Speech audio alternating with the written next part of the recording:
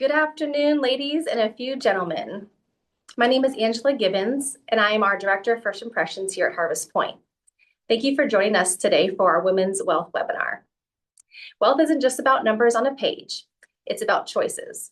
It's about having the freedom to say yes to what matters most and the confidence to navigate through life's transitions with intention. Women face unique financial realities. We have longer life expectancies, career pauses, evolving family roles, and the responsibility of managing wealth at every stage of our life. Over the next hour, we're going to break down complex topics regarding wealth into clear, actionable insights.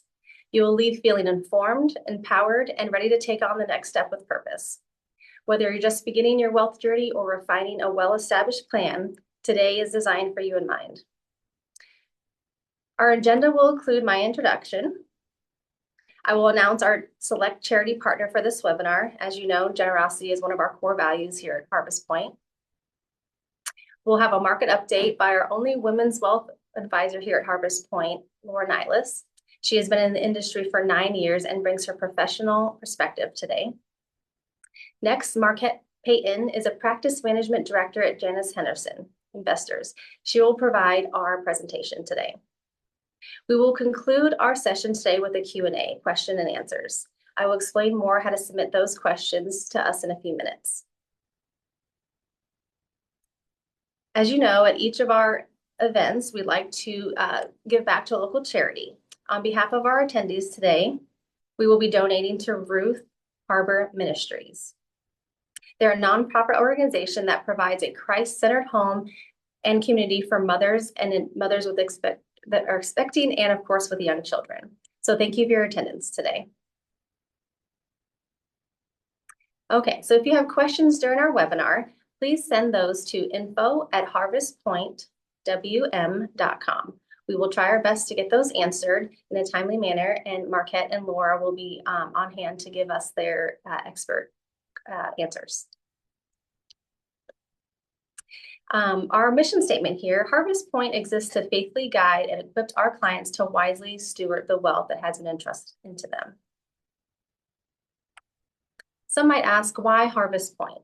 What separates us from other firms or different companies around in the area here? Well, we have 95 years of combined financial industry experience. We're local here in Des Moines here. We're family owned. Of course, you are familiar with Kathy McLaughlin and her son, Tim McLaughlin here.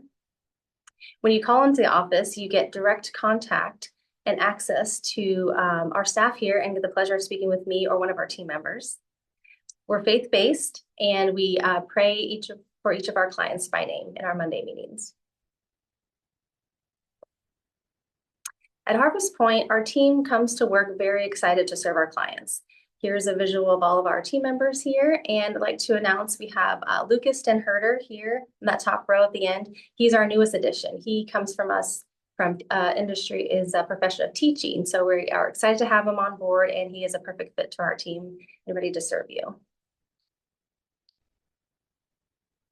If you have a family member or a friend that would like to learn more about our company here at Harvest Point, we have our discovery questionnaire. We'd love to learn more how to help serve them or answer any questions that they may have. There's a QR code on the screen that you can scan, as well as on our website. You're welcome to go to our website, and that is there on our website as well. We have our review. If you'd like to feel compelled to leave a review, we love to hear your feedback. So there's the scanned QR code on the screen as well for those. The client is the most important person in our company, and we truly believe that. Now I'm going to introduce our wealth advisor, Laura Nylas. She is a mother of 4 children and balances the duties of motherhood and her profession. She's been in the industry, like I mentioned, for 9 years and with our team here for 3 years. Welcome, Laura, for our market update. Thank you, Angela, and good afternoon, everyone. This webinar has been one that I've been looking forward to, as a big reason that I went into wealth advisory is that it's traditionally a very male-dominant field. And I've seen women feel lost in big transitions like retirement, the loss of a loved one, or even divorce. So my hope as a wealth advisor is to come alongside clients to help them meet their financial goals while also giving them confidence and the tools that they need to feel confident in their understanding of their own finances. So to talk through the stock market update, I also wanted to make it a little bit educational. As in the past few years, you've probably heard the names the Magnificent Seven or the Mag Seven referred, and how they've been doing. So, quick touch point, the Magnificent Seven stocks are Apple, Amazon, Alphabet, so think Google, Meta, think Facebook, Instagram, Microsoft, NVIDIA, and Tesla. So these are 7 mega cap companies that have driven a huge share of the US stock market in the past few years. They're leaders in areas like AI, cloud computing, digital advertising, software, and consumer tech. And they become so large that their performance can shift major indexes. So overall, the group has delivered 132% return in the past 5 years, compared to the S&P 500 in those same years have had a return of about 60%. So about less than half of what just those 7 companies returned. So a major part of the US stock market. So last week, the biggest news was NVIDIA and their earnings report that came out on Wednesday. There are high expectations. As you can see that they have done very well in the past 7 years. And last week, the earnings report came out exceptional. They did very well, even better than analysts were expecting. So that day, stock market increased, or their stock prices increased.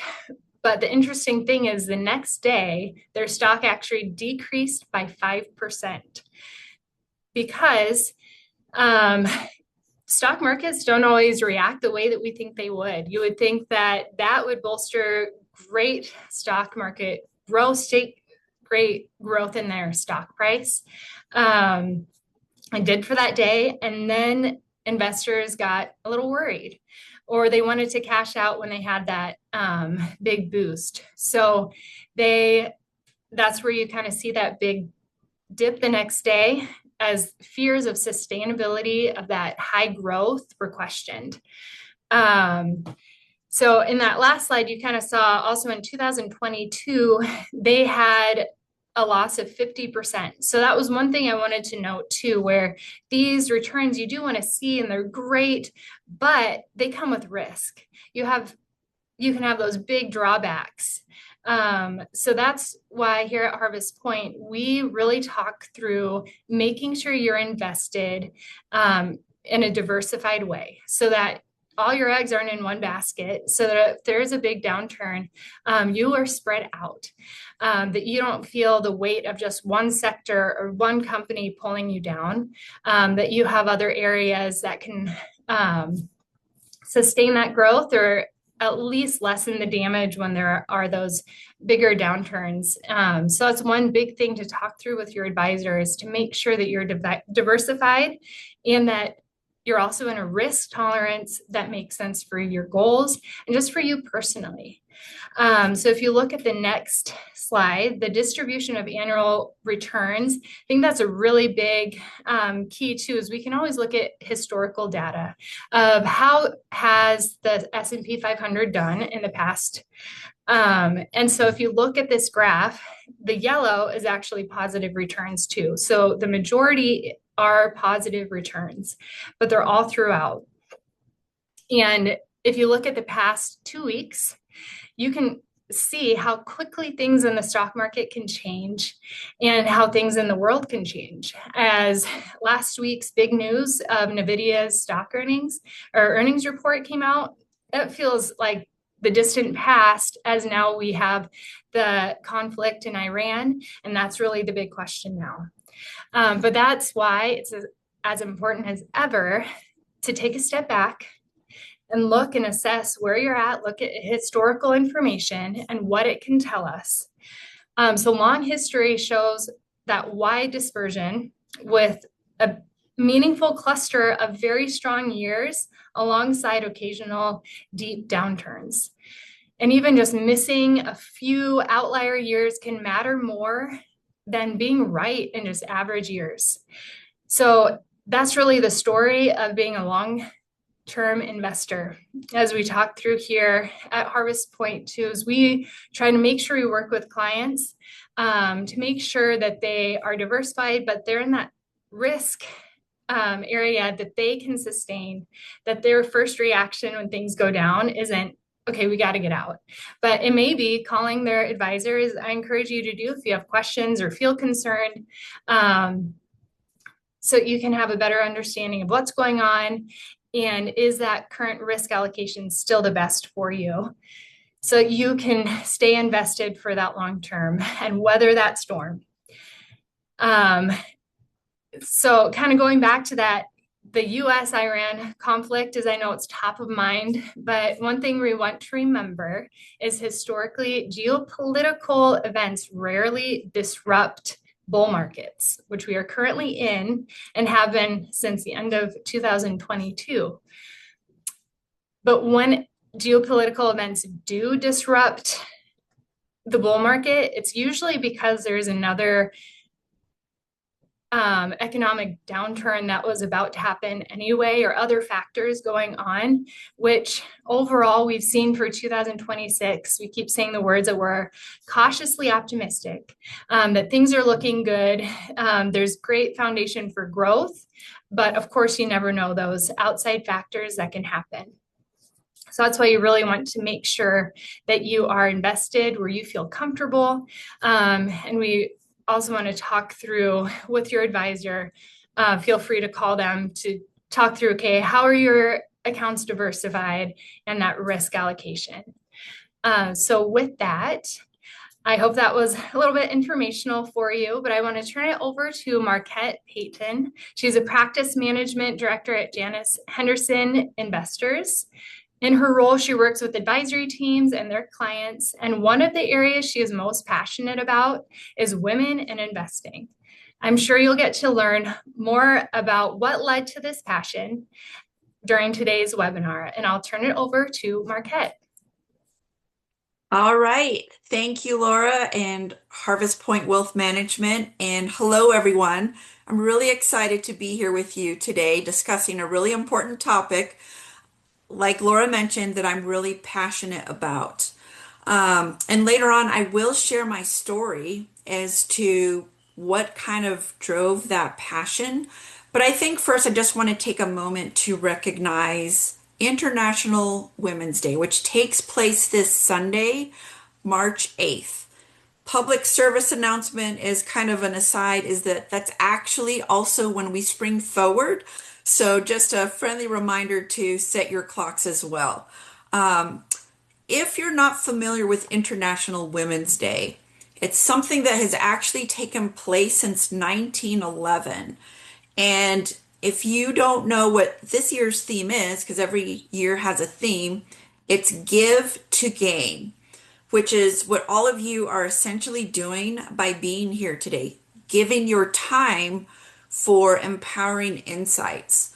And your being here is also representative of something which I think is so awesome, and I've never seen this done before, being able to be part of contributing to Ruth Harbor Ministries. I too grew up in a faith-based household, so it's really awesome to be surrounded with kind of same-minded sorts of people. So back to our purpose at hand for today, I just want to say it's awesome that we women have made these incredible strides ever since that first International Women's Day took place 115 years ago. We're more educated, we're more knowledgeable, we're more empowered than ever before.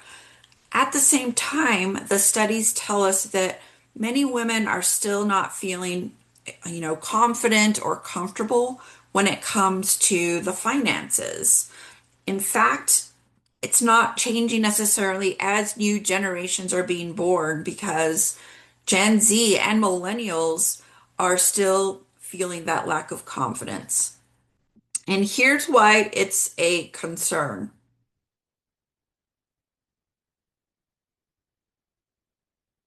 I just realized I had not advanced the slide, so apologies for that.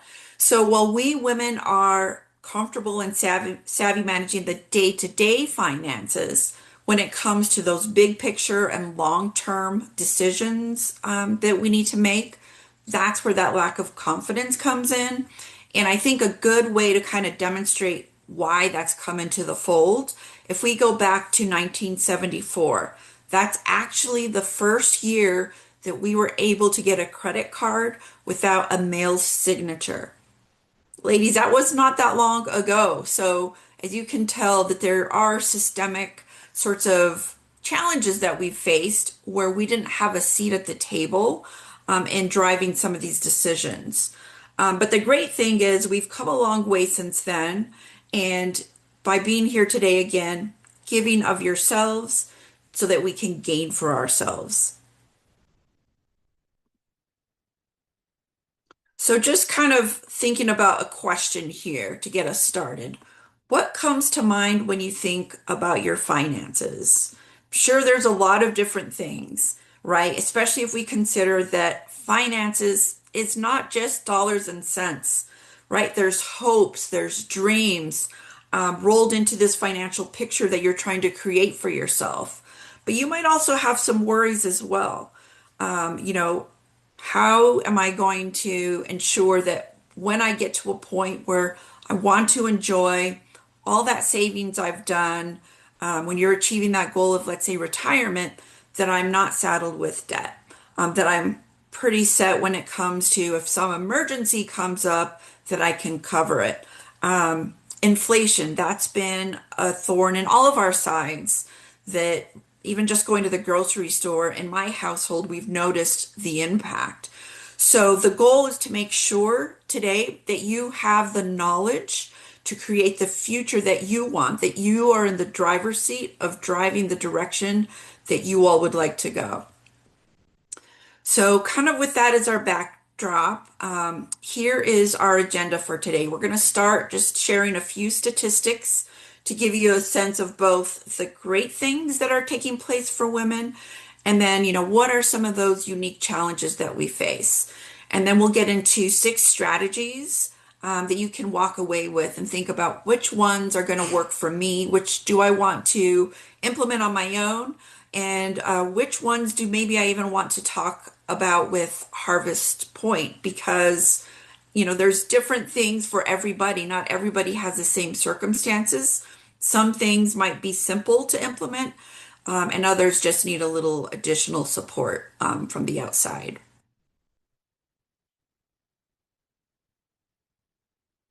Oops, sorry about that. Okay, probably had a little too much caffeine this morning. Okay, so I think one of the things that I would love for everybody to walk away with is this whole idea of creating women that feel confident and comfortable when it comes to finances. It truly is what I call, like a grassroots effort.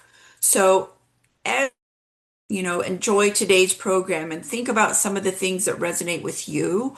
Also think about other important women in your life. Maybe it's, a daughter, a mother, a sister, a friend, a cousin, somebody like that who could benefit from this great information.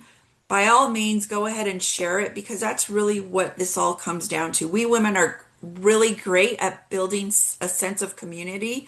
And when we can go out and spread all of this great knowledge that we learn, we're not only helping ourselves, but we're helping other people that are important to us as well. So these are just some of those statistics that I wanted to share with you. And as you can see from these statistics, women control a lot of wealth, and yet women from all ages, all education levels, all sorts of income brackets are lacking that confidence and oftentimes just aren't taking control of financial decisions in their households. But again, I want you to remember that as girls, we get a message pretty early on that certain topics aren't for us, right? So again, this isn't a competence issue. We're certainly all competent, but it's more of a confidence issue. So the more that we can build that confidence in all of these areas, the better prepared we're going to feel when it comes to stepping into that role in managing finances. And why is that important? Well, I will point to this first statistic that you see here on this page, which is that 90% of women will be solely responsible for the household finances at some point in their lives. And I will share a story from actually earlier this week. I live in Denver, and I was in Milwaukee for a women's event. And one of the women in the audience, after we were done, she came up to me and said, everything that you said really resonated with me. And the reason for that is I lost my husband 15 months ago, and it's still very fresh, and I'm still trying to figure things out. And everything that you talked about that it would be important to be involved in are all the things that I'm trying to figure out right now. And it's really challenging. So that's why I really point to that first statistic, because all of us will likely be in that space at one point, especially if we think about, we live longer lives than men. Divorces are actually on the uprise in people that are 55 and older. So, really important to, even though I think a lot of households kind of take a divide and conquer approach, so one spouse handles the finances, we women tend to kind of be the CEO of the household. But it's important to ensure that everybody in that household is in the loop as to what's what. So if we find ourselves in a position where it's just us, we don't go into that sense of panic.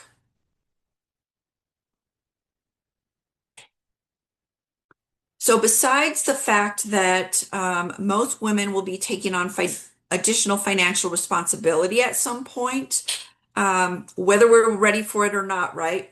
The other thing that comes into play is that we women are going to be in charge of a tremendous amount of wealth. Many of us are already millionaires in our own right. And then it's projected that women are going to control about two-thirds of wealth in the US by the year 2030. And that's really not that far away if we, kind of sit back and think about it. So it's really helpful to be prepared for that particular responsibility that is literally just around the corner. So now that we have a better understanding of where we find ourselves as women when it comes to the wealth and the responsibility, let's also talk about some of the headwinds that are in our way as well, because that's equally as important. So, as you can see from this slide, in the workforce, we women actually earn less than our male counterparts. We make about, 83 cents on the dollar compared to what men earn. And even though there's a gap right now, we actually have come quite a ways compared to where it used to be. So that's good news. But the other thing that comes into it is when you look at our retirement savings. If you think about all of the things that we do as women, we might take time out of the workforce, right, to have children, to raise those children, maybe until they go into kindergarten. We might also have to take time out of the workforce in order to care for aging parents. And the fact of the matter is, taking that time out also impacts the amount that we're able to save for ourselves for our future. So there might have to be additional intention when we're thinking about how we want to ensure that we have enough, considering those longer lives that we lead. I'll just jump over this one. The other one I want to make sure we talk about is Social Security. We also have less in Social Security, again, because that's based on our incomes over our lifetime we've accrued. But there are so many women that are actually depending solely on Social Security in order to support themselves during their retirement years. But the fact of the matter with Social Security is that it should only cover about 40% of your expenses during retirement. So the important thing to be thinking about is how am I going to cover that 60% gap, right? And that's why working with a financial advisor and kind of figuring out what those strategies are is really helpful so that you are covered on both ends. You can take advantage of Social Security when you're eligible, and then whatever Social Security doesn't cover, you're okay. You're going to be covered with what you've worked on with your financial professional. Then the other part of it is our individual accounts. Again, it's kind of a similar theme. We have less in our IRAs or individual retirement accounts or just our individual investment accounts than our male counterparts do. So you might be wondering, well, what can we do, Marquette? So let's get into that next.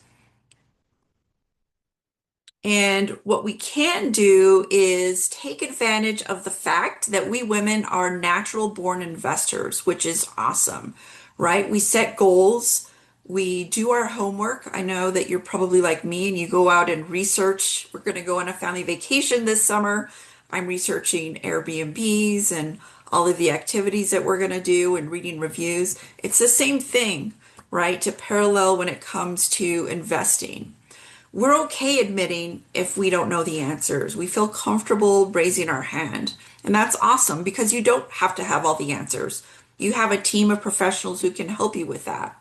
We're really great at managing risk. Not that we don't take risk, but in general, men tend to be more competitive and trying to get the next highest return, whereas we understand that we're in it for the long term and we're more of the steady Eddie investors, which actually in the long run really serves to benefit us.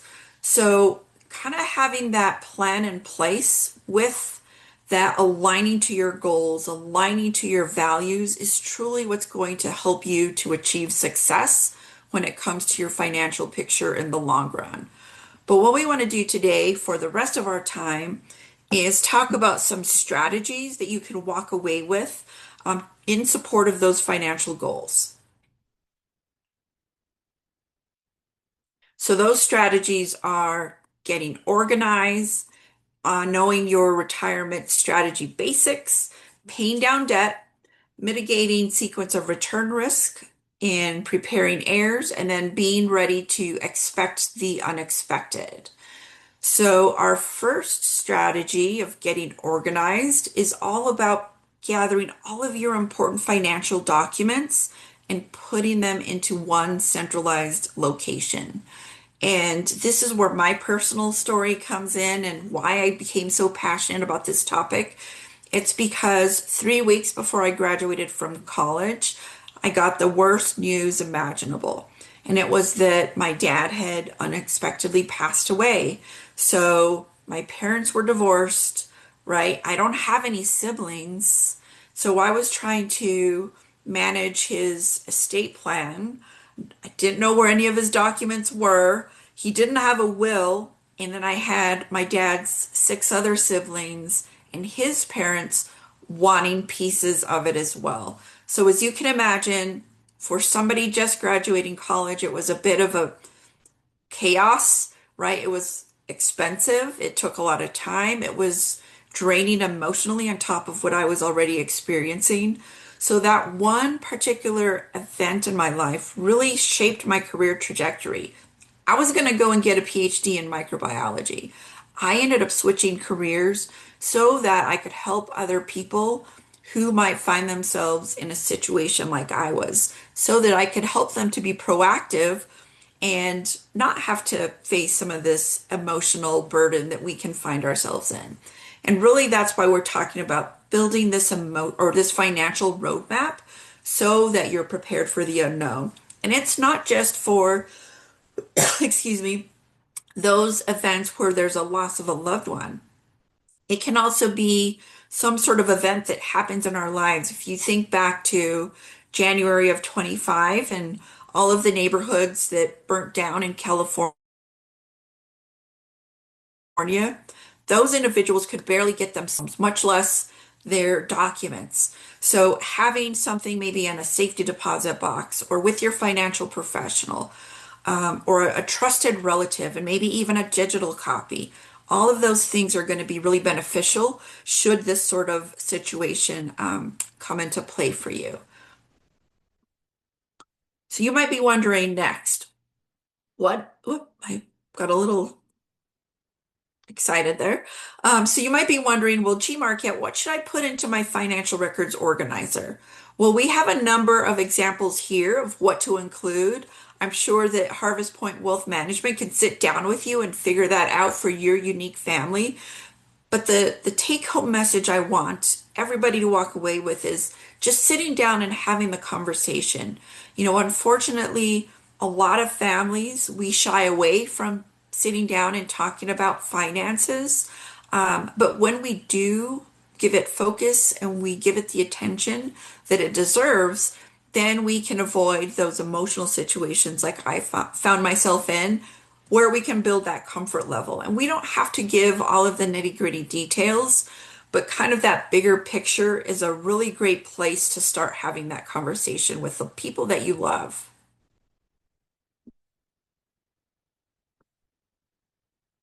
So our next area of getting organized is building out that budget, really understanding from a balance sheet perspective, how much do I have coming in each month? How much is going out? How much of that is going to necessities? How many are nice to haves?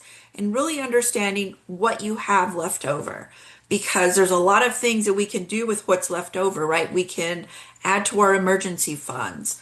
We can pay down that high interest debt if we have it. We can ensure that we are saving for goals like maybe you want to downsize and buy a different primary home or even a vacation home. Or just ensuring that you're going to feel comfortable in retirement. All of those are valid things to be thinking about when we're thinking about saving for our future. But one of the things I do want to draw your attention to is ensuring that we have enough in that emergency fund. Unfortunately, almost a third of Americans do not even have an emergency fund. And just to give you an example of me personally, a couple of years ago, all of the things in our home just kind of decided that they were going to go out at the same time. Our air conditioning, our fridge, our dryer, our water heater. So fortunately, we were able to tap into our emergency fund and, have worked on replenishing it since then. But again, we can't predict what's going to happen, but that can really give you that peace of mind when you have that set aside.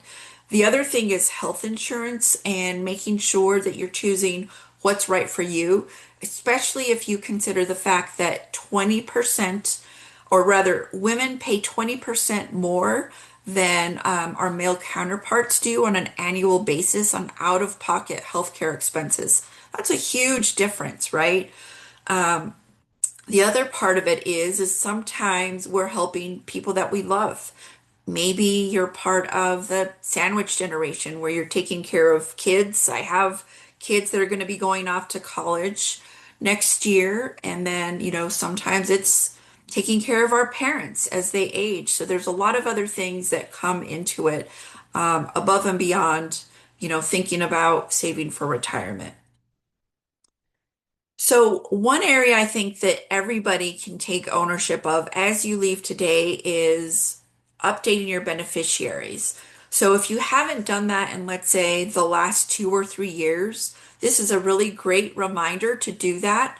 And think about getting into the habit of doing this on some sort of repeating schedule. So when somebody has passed in the family, there's a wedding, right? Maybe the birth of a child or a grandchild. All of those are really terrific reminders to make sure that we are taking care of beneficiary designations. So our next strategy is the retirement strategy basics. We'll just kind of touch on this because I really think this is very unique to your particular situation. And that's why I feel like it should be something you sit down and have a conversation about. But I think we can kind of paint a broad brushstroke.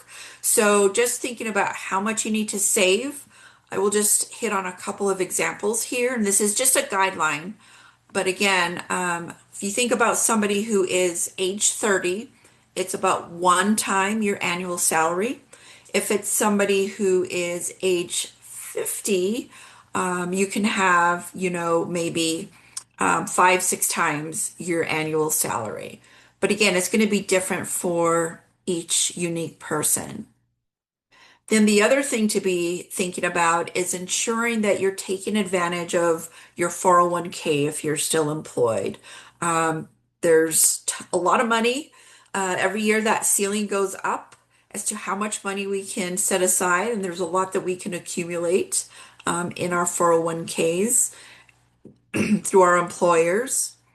And then the other area is our IRAs, right? So those are individual retirement accounts that we set up on our own. So we can do the 401k at work and the IRA that we set up on our own. And there's actually on this next slide two different types. There's a traditional and a Roth, and some employers offer a traditional 401k and a Roth 401k. We can also get traditional and Roth IRAs on our own, but again, it kind of depends on your unique situation. But sit down, have that conversation, see what works best for you, see maybe even if there is an opportunity to do some tax diversification utilizing both sorts of vehicles because there are some benefits if it applies to you. But just at the end of the day, just make sure you're having those conversations. And then just to wrap up this section, if you have a 401k that you're currently contributing to, I would encourage all of you to take advantage of your company's match if they offer one. The reason for that is the match is essentially free money. So in this example that you see here, we have somebody earning $100,000. They are setting aside 5% of their salary on their own, so 5,000. But then if their employer matches 5,000, they're getting another 5,000. So that's 10,000 every single year that that person is setting aside. So definitely something that I always tell people to make sure they're taking advantage of because it's basically free money. So our next area is paying down debt. And unfortunately, we as women own 2/3 of all student loan debt. And even if you graduated from college years ago, there's studies that tell us that about 7.2 million Americans over age 50 are still paying down college debt. So we want to keep that on our radar, but I think the take-home message for this section I want everybody to walk away with is that a lot of, the thought around debt is really centered around mindset.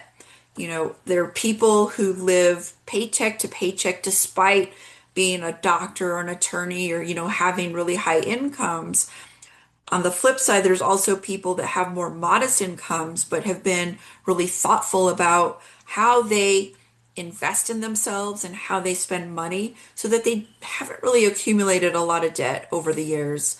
And that's really going to be beneficial for us, regardless of where we stand from an income standpoint, just having that mindset.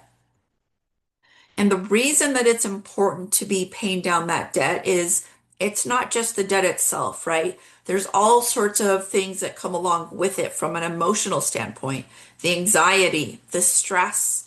If we've gone through a divorce or we've lost our spouse, all of that is going to cause a level of stress. So it's really important to get in front of it because stress actually causes, according to Harvard researchers, 60 to 90% of all doctor's visits. And as I shared earlier, we are already paying more out of pocket for healthcare.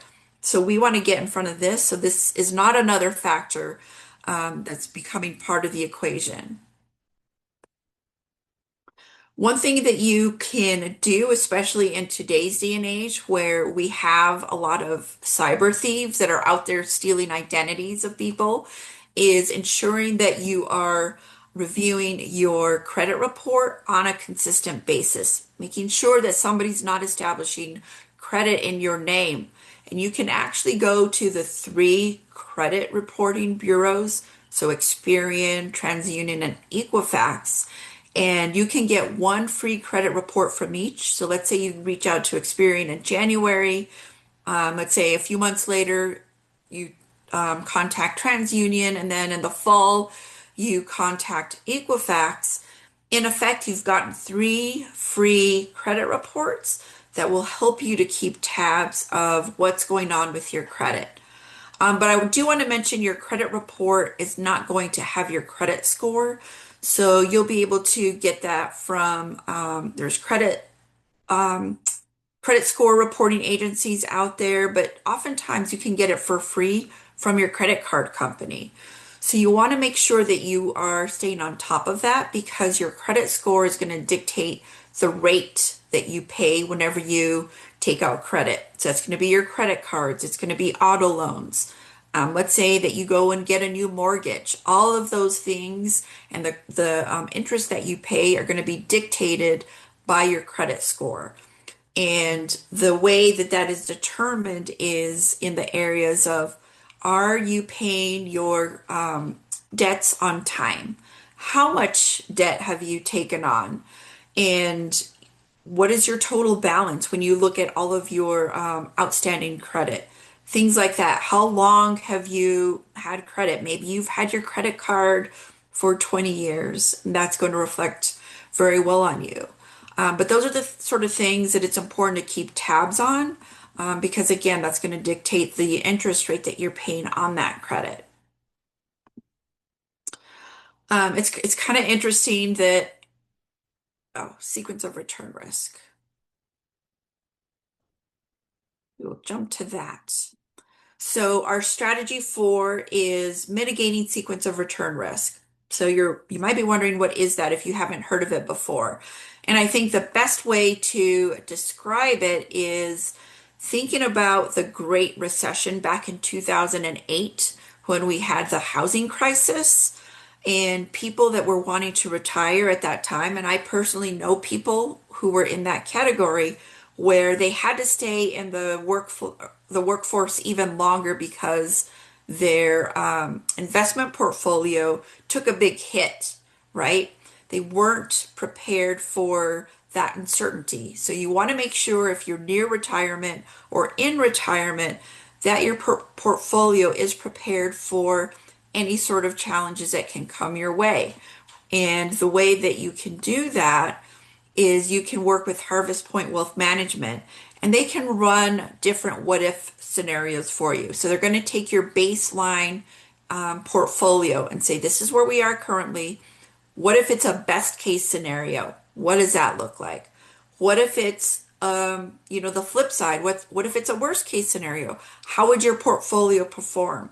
So it's really important to have that full picture again, so you can feel confident and have that peace of mind that you're going to be okay regardless of what geopolitical events or inflation or anything like that, what their impact might be, because you're going to be ready for that. Our 5th strategy is preparing heirs.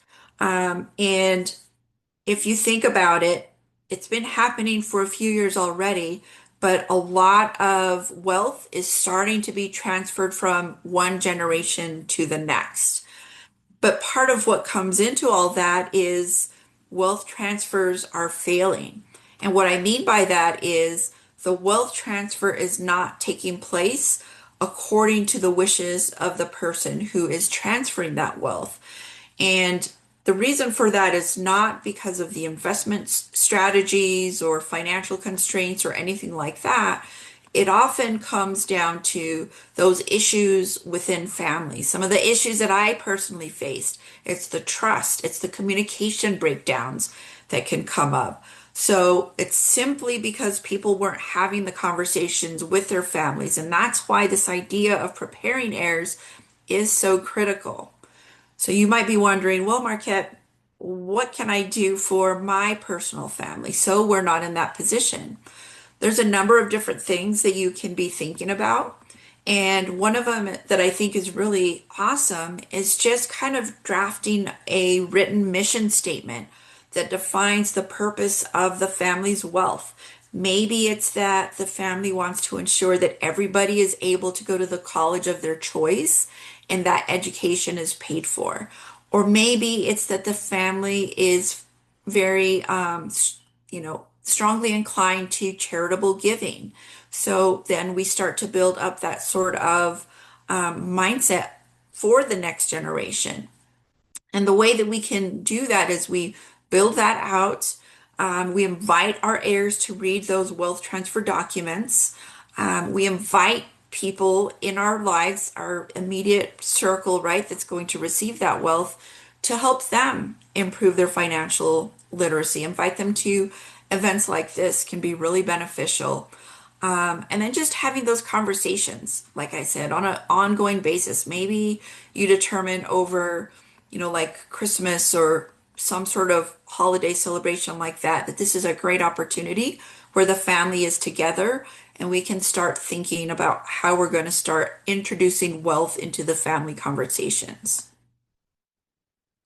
Our last strategy is all about expecting the unexpected. Now, I think we women have gotten pretty good at assembling a team of medical professionals who can help us from our, family doctor to maybe a gynecologist or a GI doctor, folks like that. But oftentimes we don't think about that network when it comes to our finances. So when we're thinking about that, it could be a financial professional like your advisor. Maybe it's a CPA, or it could be an estate or trust attorney, and maybe even a real estate agent if you own properties.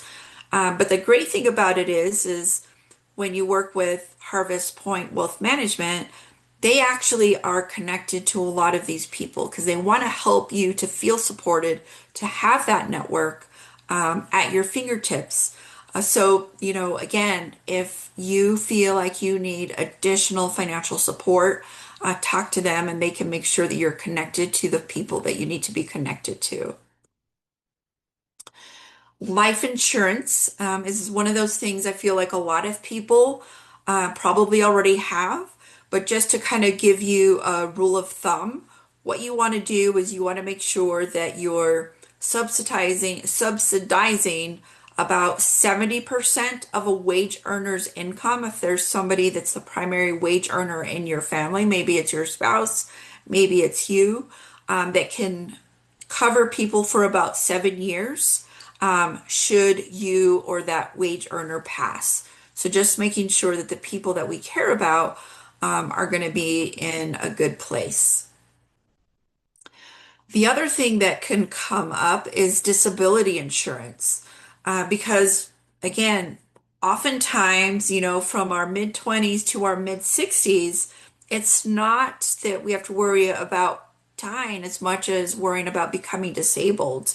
I personally had to go on short-term disability in like half of 2024 for a health condition. So it can strike at any time for any of us. I was very surprised it happened to me. But what ends up happening is if we get our disability insurance through our employer, it usually only covers about 60%. So, just kind of doing an evaluation saying, is that 60% going to be enough? Do I need to look at additional coverage? Maybe you do, maybe you don't, but it's just something important to be thinking about.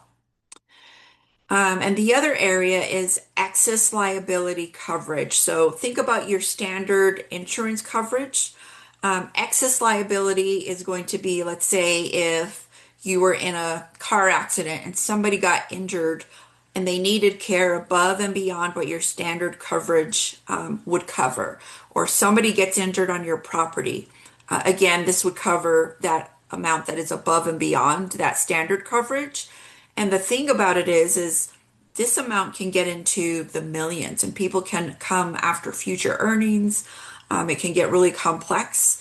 And excess liability coverage is actually not super expensive. So again, another thing that you might want to sit down and have the conversation about. Now, our final area that we'll finish up with is basic estate planning. And one of the things I've found in having, I've met with a lot of different women, very privileged and honored to be able to do that. But a lot of women aren't thinking about basic estate planning. They think that it's for, people that have $100 million or billionaires and people like that. But really, what we say is basic estate planning is for you if you have a dollar to your name and you're 18 years of age or older. I will tell you, I have a cousin who unfortunately passed away very young. He was 30 years old, didn't have a ton accumulated yet, but he had a cat, and his divorced parents were, I mean, even fighting over who was going to own the cat afterward. So really important thing to be thinking about. And people are usually concerned about, well, how much is it going to cost?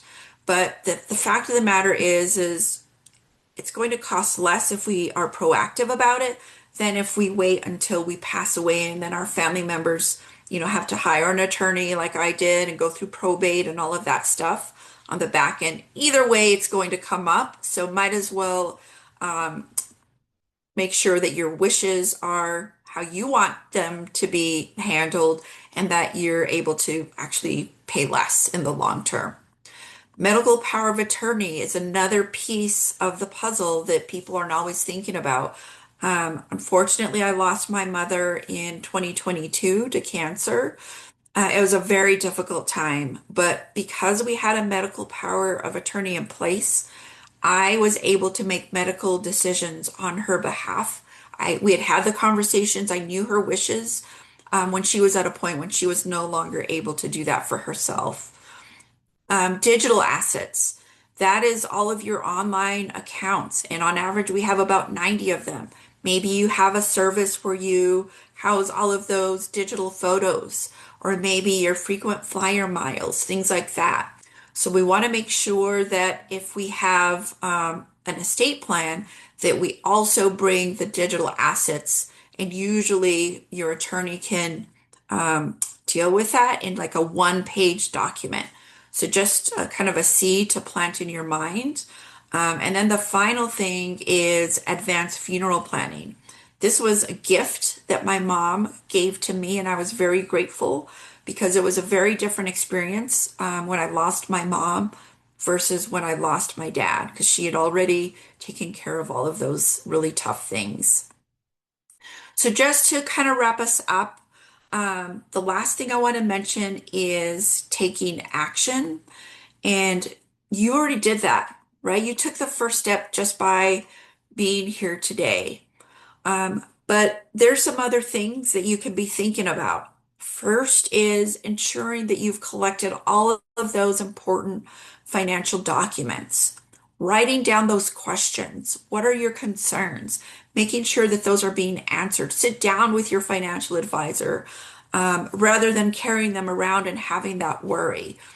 And then just to kind of leave you with a thought, this was a story that goes back to, I think it was 2018 or so. I was on a trip to Detroit for a women and investing event in person. And I was sitting next to a very nice gentleman. He asked me where I was going. I shared, what I was doing, and he was very excited to say, "Oh, my family just put together their estate planning documents." And I said, "That's great. It sounds like your wife is involved." And he said, "Oh no, she's not involved. She's really not that interested in it, but it's okay because my daughter will take care of anything should something happen to me." So then I said, "Well, that's wonderful. Your daughter's involved then, if your wife's not." And he said, "Oh no, but she's really smart, so she'll figure it out when the time comes." So should something happen to him, the two most important women in his life are going to find themselves in a place that is not comfortable, right? A place that I found myself in when I lost my father. So if I can leave you all with a thought, setting yourself up now is the best way to go about it. So with that, I will turn it back over to see if we have any questions. And again, I want you all to celebrate on Sunday all the great accomplishments that you personally have achieved on International Women's Day. Great. Thank you so much, Marquette. What an inspirational presentation. And you provided such wonderful insight on for women to take that lead and that step to make sure they better understand their finances. Now we're going to open up to questions and answers. So if you have any question that you haven't been able to submit yet, you can send those to info@harvestpointwm.com and we will take care of those answers at this time. Our first question, though, comes from Betty from Missouri, and this is for Marquette. She says, what are some examples of questions that I should be asking my advisor to better understand my financial picture? That is an excellent question, and thank you for asking it. There are actually a number of different questions to be thinking about because everybody has, a different income, a different family situation, a different path and goals. But I think that there's kind of a common approach that women in general can take when we're thinking about that. And I kind of break it down into three different areas. So we can think about it in terms of clarity, alignment, and just to tag on to how I ended our program, preparedness, right? So clarity really comes to be thinking about the unique financial picture. So sitting down and asking something like, if nothing changes, where am I to be on track 5 years from now, 10 years from now, even 20 years from now? And as I mentioned earlier, the great thing about it is if we remember to the slide where we said women are natural born investors, thinking about the long term is awesome. So asking that question is perfect. The second kind of bucket is the alignment. So, life is not static. So we can get our answer to the first question, but there's all sorts of things that are constantly happening. So understanding by asking a question along the lines of how does my plan change if my life changes? Okay, so we can feel really comfortable and confident again that we're going to be okay if life throws us a curve. And then the third thing is the preparedness, because that's really where we're going to get the most peace of mind. So thinking in terms of what does my financial success look like?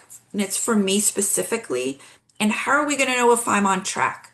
So as you meet maybe for like an annual review meeting with your advisor and asking that question and having a conversation around it, do we need to have a conversation around values and letting them know, them meaning your financial advisor, where you are right now, what's on your mind, what keeps you up at night, what you feel really good about is really going to help both of you to ensure that you are on the right track to where it is that you're wanting to go.